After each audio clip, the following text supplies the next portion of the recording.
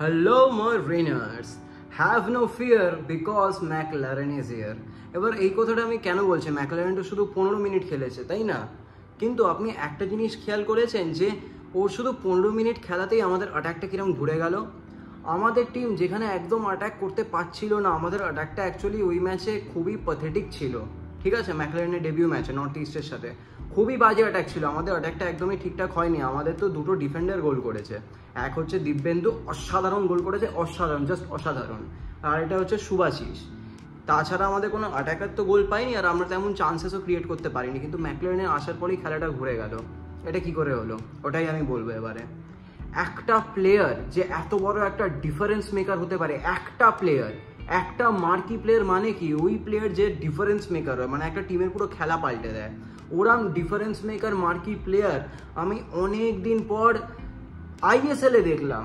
ঠিক আছে, আইএসএলে আমি এরম মার্কি প্লেয়ার যে কবে দেখেছি রিসেন্টলি আমার তো মনে পড়ছে না। এত বড় মানে ডিফারেন্স মেকার যে একা এসে একটা টিমের পুরো খেলা পাল্টে দিতে পারে, প্লেইং স্টাইল পাল্টে দিতে পারে। ম্যাকলারেনের আসার আগে মানে আমরা ভাবছিলাম হয়তো এটাও ড্র হবে কি হবে না, চান্স খুব একটা কিছু হচ্ছিল না। আমরা তো অ্যাটাকে চান্সই ক্রিয়েট করতে পারছিলাম না। না, যদি চান্সই না ক্রিয়েট করতে পারি তাহলে আর আমরা কি করে অ্যাটাক করবো? কিন্তু ম্যাকলারেনের আসার পরেই পুরো আমাদের অ্যাটাকের নকশা বদলে গেল। কারণ ম্যাকলারেনের পজিশনিং এত ভালো ছিল, মানে ওকে যদি কেউ, মানে স্পেশালি গ্রেগ স্টুয়ার্ট একটা বল দিয়ে দেয় ও কিন্তু গোল করে দেবে। ওর মধ্যে সেই অ্যাবিলিটিটা আছে, এত সুন্দর পজিশনিং নিয়েছিল, আবার ট্যাকেল করছিল এসে। ও শুধু অ্যাজ আ স্ট্রাইকার তো একদম উপরে দাঁড়িয়েছিলই, তার সাথেও কিন্তু নিচে এসে মিডফিল্ডে ট্যাকেল করে বল বার করছিল।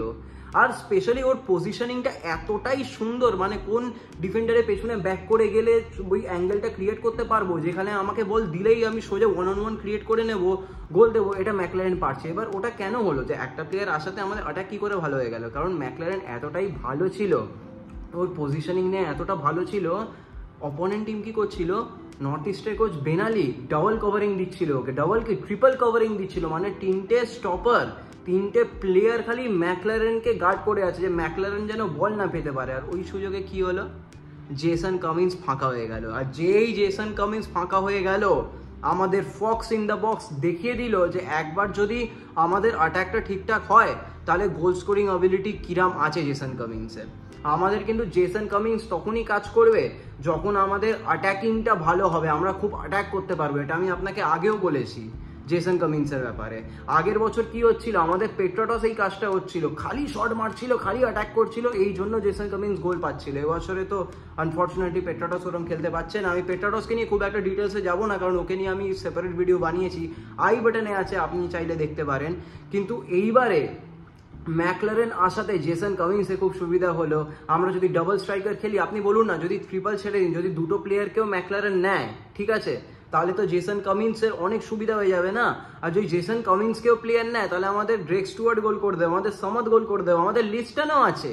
বুঝতে পারছেন এবারে আমরা কিরম অ্যাডভান্টেজটা পাবো? আর এবার যদি বলেন যে ম্যাকলারেনকে যদি কভারিং এত না নেয়, আরে যদি ম্যাকলারেনের মতো প্লেয়ারকে এত কভারিংয়ে না থাকে না, তাহলে ম্যাকলারেন নিজেই গোল করে দেবে আর আমাদের ম্যাচ জিতিয়ে দেবে। এত বড় একটা ডিফারেন্স মেকার হয়ে দাঁড়িয়েছে জেমি ম্যাকলারেন আমাদের টিমের। আমি জানি ও শুধু 15 মিনিট খেলেছে, আমি এখন ওর খেলা, ওর ফিনিশিং, ও খুব ভালো প্লেয়ার ওসব আমি বলছি না, কিন্তু ও যে একটা বড় মাপের প্লেয়ার, আমি যে আগে ভিডিও বানিয়েছিলাম হু ইজ জেমি ম্যাকলারেন, আপনারা না দেখলে দেখতে পারেন, আই বাটনে আমি ওটাও দিয়ে দিচ্ছি। তখনই আমিও খেলা দেখে বুঝেছিলাম যে এই প্লেয়ারটা কিছু হোক না হোক ওর মধ্যে ফুটবল আইকিউটা অনেক বেশি আছে। আর যেহেতু ওটা আছে, এই জন্যই ও আমাদের এই কাজটা করে দিতে পারছে, যে ওর জন্য আমরা এতটা বেনিফিট পাচ্ছি। আশা করছি ম্যাকলারেন এরামই খেলবে আর আমরা এরামই বেনিফিট পাবো। আর এবারেও আমরা আইএসএল শিল্ড জিতবো, আর আমরা আমাদের যে চ্যাম্পিয়ন লেগেসি, ওই চ্যাম্পিয়ন লেগেসিটাকে আবার ডিফেন্ড করবো। আর আপনার যদি ভিডিওটা ভালো লেগে থাকে, ভিডিওটাকে লাইক করুন, চ্যানেলটাকে সাবস্ক্রাইব করুন। আর আপনার কি মতামত এই নিয়ে, ম্যাকলারেনকে নিয়ে, আপনি আমার সাথে শেয়ার করুন। আর until next time, thank you for watching. জয় মোহনবাগান।